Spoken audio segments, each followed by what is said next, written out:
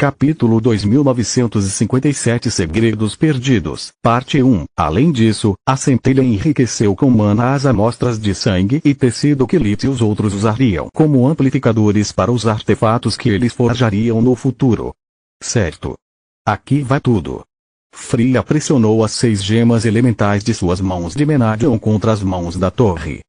Uma notificação na interface da torre anunciou a Solos que a sincronização havia sido bem sucedida, mas nada aconteceu. Fazenda, não aconteceu nada. Eu sabia que era bom demais para ser. A torre tremeu abaixo de seus pés e rachaduras se abriram no pedestal de pedra no meio da centelha. Pela minha mãe, acho que estamos colocando muito estresse na torre. Ou ele precisa recuperar mais andares para lidar com os 2 artefatos, ou fizemos algo que não deveríamos. Precisamos reverter o processo. Enquanto Solos e Freya tentavam desativar a sincronização entre os 2 pares de mãos, as rachaduras se expandiram a uma velocidade visível a olho nu. Ou talvez não. Olhe. Tista apontou para as fissuras no pedestal de pedra que estavam tomando uma forma circular precisa em vez de se espalhar. Estávamos todos errados. Não é nenhum dano. A torre acabou de criar um segundo slot para as outras mãos. Correção, estávamos parcialmente errados. Solos verificou a interface da torre e o status do núcleo. Acho que isso não era para ser possível, pelo menos de acordo com os esquemas da torre antiga, e o processo está realmente forçando a torre. O que você quer dizer? Lee perguntou. Peças idênticas dos conjuntos de Menadion não são naturalmente capazes de trabalhar como uma única unidade. Sim, mas as peças que minha mãe presenteou seus aprendizes não deveriam se conectar com a torre. Isso se tornou possível porque a torre está incompleta e, uma vez sincronizada, o núcleo da torre confundiu as mãos de Freya com outra peça faltante. É como quando nos tornamos um Lith. Quando isso acontece, o núcleo de poder não é mais capaz de distinguir entre nós e conserta sua força vital também. No caso das mãos, ele criou um slot extra onde não havia nenhum. O problema é que, para fazer isso, o núcleo da torre está se reescrevendo para acomodar outro artefato e lidar com sua assinatura de energia estrangeira. Entendo. Lee ponderou a questão por um tempo. Isso significa que assim que a torre se recuperar das mudanças, precisamos ir até o roubo e o grimório para abrir espaço para o segundo par de olhos. Se esperarmos muito tempo, qualquer nova função que a torre possa ganhar ao dobrar os artefatos aos quais está conectada será perdida. Pela primeira vez, a torre estar em um estado incompleto não é uma desvantagem, mas uma oportunidade limitada de ganhar uma vantagem. E a boca? Tista ressaltou. Não temos um andar que funcione com a boca. Solos deu de ombros. Não há pressa para isso. Deuses, como vocês conseguem ficar tão calmos? Não estão curiosos? Freya tremia de curiosidade. Ela ficou em pé na frente do pedestal de pedra enquanto segurava as mãos, mas não ousou inseri-las sem permissão. Uma torre de mago era o tesouro mais sagrado que um mago poderia ter e Freya nunca arriscaria danificar um artefato tão inestimável. Sim. Lith e Solos responderam frustrados. Mas isso é novo para nós também. É melhor prevenir do que remediar. Depois de um tempo, os tremores pararam e o pedestal de pedra estava inteiro novamente. Não restavam rachaduras. O slot para o segundo par de mãos estava tão bem cortado que parecia ter sido cinzelado por um artista com um bisturi. Mesmo assim, Solos esperou até que a interface da torre não detectasse mais flutuações de energia por 10 minutos seguidos. Faça isso, mas esteja pronto para retirá-los ao meu sinal. Solos disse e Freya assentiu. No momento em que ela chegou perto do pedestal, as mãos escaparam de sua pegada e se posicionaram de modo que a luva direita de um conjunto ficasse na frente da esquerda do outro. Dessa forma, as mãos aprendizes podiam envolver as mãos mestras. Os cristais elementais nas pontas dos dedos das luvas prateadas tocaram aqueles da mesma cor nas juntas das luvas pretas, deixando apenas as pedras preciosas das trevas nas costas das mãos desconectadas.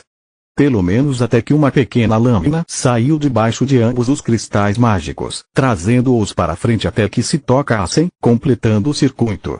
Naquele momento, a eficiência da torre em lidar com a energia do mundo disparou. Ainda estava longe de assumir o controle de toda a produção do geyser, mas o suficiente para que a centelha se atualizasse e aproveitasse ao máximo o fluxo aprimorado de energia. Novos cabos brotaram das paredes, infiltrando-se nos artefatos que precisavam de refinamento e acelerando o amadurecimento das amostras biológicas.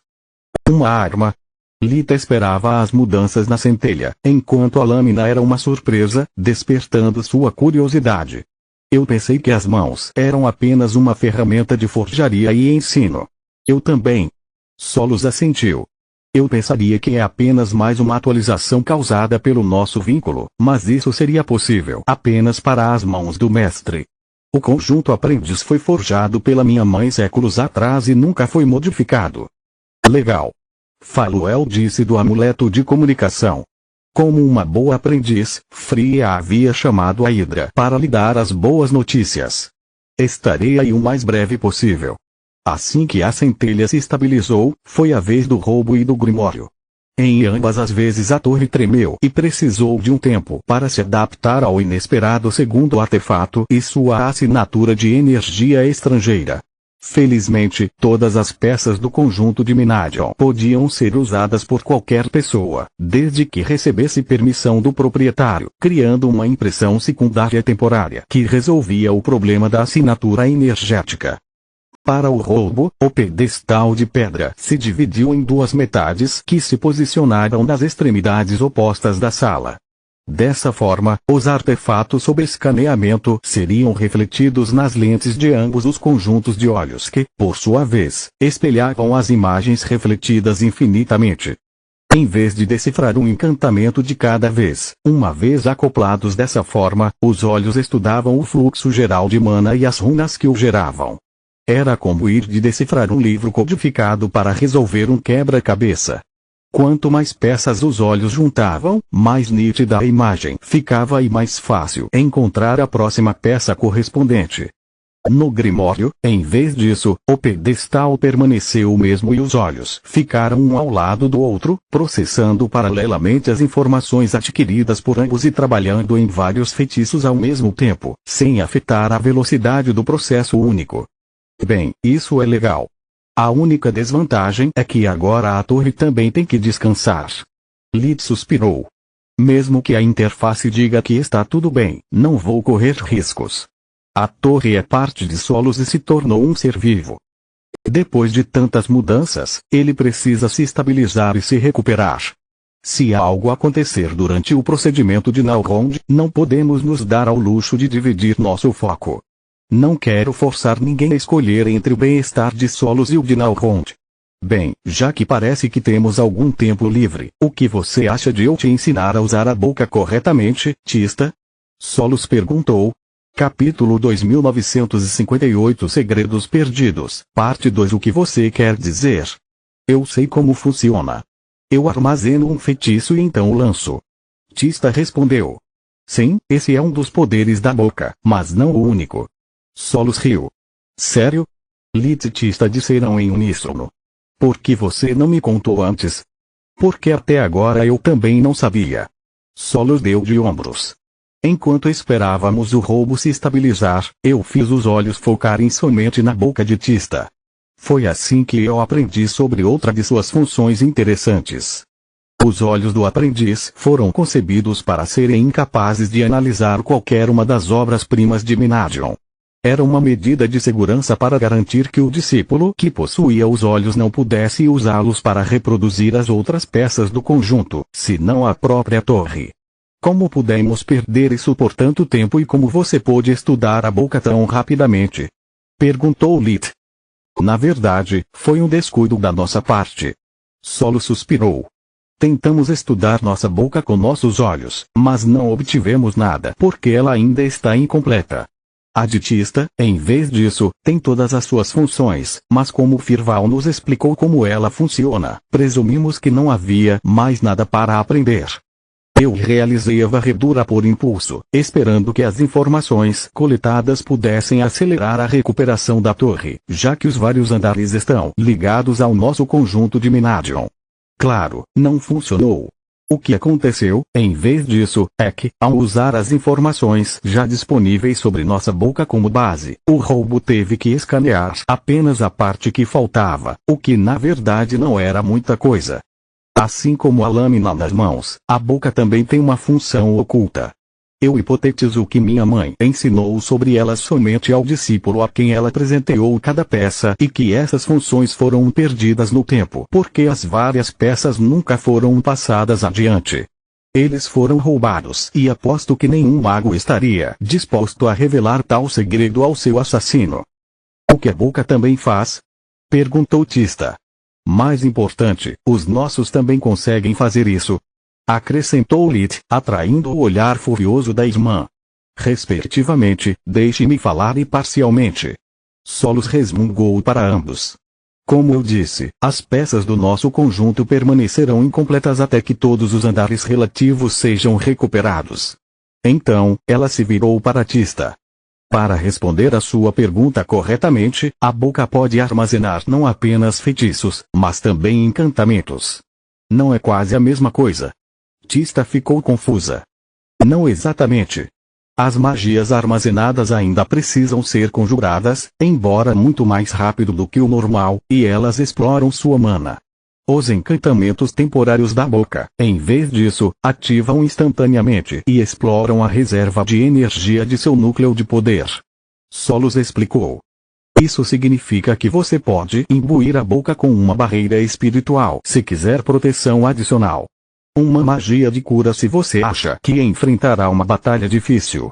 Se o primeiro encantamento é semelhante a ter um método de conjuração extra, o segundo é como ter vários anéis de conjuração de todos os níveis.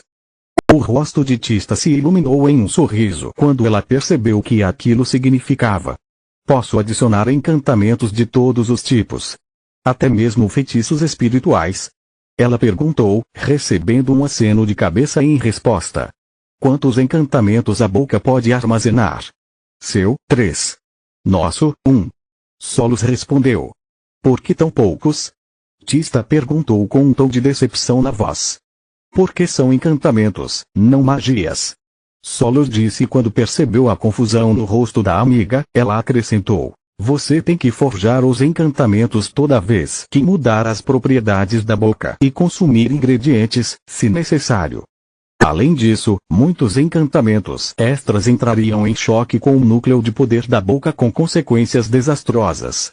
3 não é um número pequeno se você considerar que pode adicionar todos os tipos de magias poderosas e pular todas as fases preparatórias da forjaria.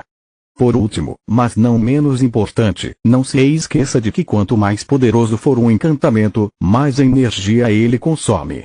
Se você abusar deles, a boca ficará sem energia e você perderá todas as suas funções. Entendo. Lita examinou a boca da torre, dando a ela um encantamento simples e então apagando-o. Acho que a boca é o fruto dos estudos de Menadion para atingir a magia da criação. Ele não oferece resistência ao nossa mana, pois já carrega nossa marca e, a menos que usemos ingredientes, ele nos permite experimentar novas ideias sem desperdiçar materiais. Para alguém sem acesso a um mago da criação, a boca é algo que vale a pena matar. Lita olhou para Tista com um olhar frio e a voz severa. Eu sei. Ela suspirou. Não vou ostentar isso por aí, não deixarei nenhuma testemunha viva. Boa menina. Lita bagunçou seu cabelo. Não quero ser duro. É que esse tipo de poder vem com um fardo enorme. Pense no que aconteceu com todos aqueles que possuíam uma única peça do conjunto de Menadion. E, sobre isso, Solos puxou seu braço. Você acha que Vastor aprendeu sobre a função oculta da boca antes de devolvê-la para nós? Sinceramente. Aposto que sim, mas espero que não. No final, eles decidiram esperar 2 dias antes de tentar qualquer coisa. Um dia para deixar Nalrond e a torre se recuperarem e outro só para ficarem seguros. Se você não quiser assistir enquanto eu me machuco, pode sair do quarto, fria. Nalrond suspirou. Eu pedi a ajuda de Quilla porque não queria que você me visse daquele jeito. Eu vou ficar, obrigada. Ela respondeu com convicção, mas seu rosto empalideceu um pouco. Você não poderia simplesmente passar sua vitalidade em vez de abrir feridas? O efeito deve ser o mesmo, sem sangue ou dor. Eu sei, mas não consigo tirar da cabeça que se não fosse importante, Mogar não teria me mostrado nas 2 vezes em que fui ao Fringe. Nas imagens, minhas forças vitais lutavam umas contra as outras, criando feridas espelhadas. Tem que ser uma pista. Talvez. Quilla ponderou antes de lhe oferecer uma mão para um link mental. Deixe-me ver as visões novamente. Nalrond não foi o único que entrou no espaço mental, então ela pediu a Lith e até mesmo a Morok que lhe mostrassem tudo o que lembravam. Alguma ideia? Nalrond perguntou esperançoso. Não, mas claro que não doeu. Quilla corou de vergonha assim que as palavras saíram de sua boca. Sem trocadilhos. Sem problemas. Nalrond disse com um sorriso fino. Cara, eu queria que a torre tivesse um hospital, uma câmara de ressurreição, ou algo assim. O procedimento aconteceria no coração da torre, onde as formações místicas eram armazenadas e podiam ser ativadas instantaneamente por Lith Solos. Como era apenas um teste, não havia necessidade de que as mãos e as bocas estivessem cheias de magias salvadoras de vidas, caso Nalrond fizesse alguma besteira. Lith usava os olhos do aprendiz enquanto Faluel em sua forma híbrida humanoide usava os do mestre.